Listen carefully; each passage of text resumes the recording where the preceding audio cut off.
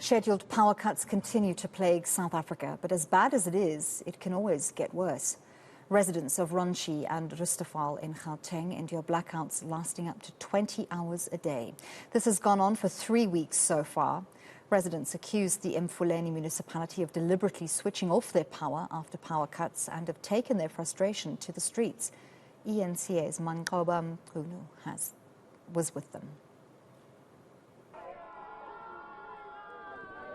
The burning tires here on the R82 are a sign of anger and frustration of residents here. Residents of Ronshee and Rustevaal took to the streets of what they say are failures by the eMfuleni local municipality.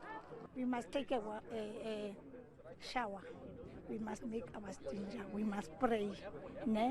No lights. There's 2 high court orders from Rainwater Board and Eskom. So all the money coming into eMfuleni goes to Eskom and Rainwater Board. But we got absolutely zero service delivery.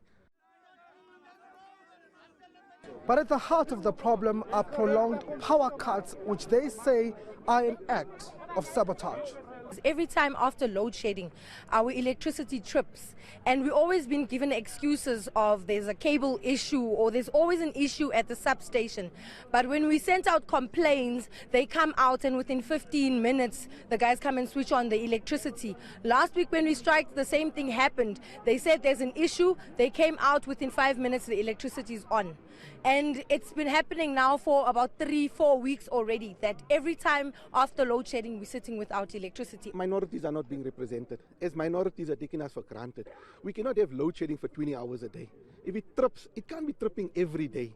It's tripping all the time. We have sick people on oxygen here. What do we do with the sick people? What do we do? We can't keep on venting our frustrations on streets. Where's our government? What's happening to our people? Our people are dying. Onze mense gaan dood hierso. Nee man, laat hulle regkom.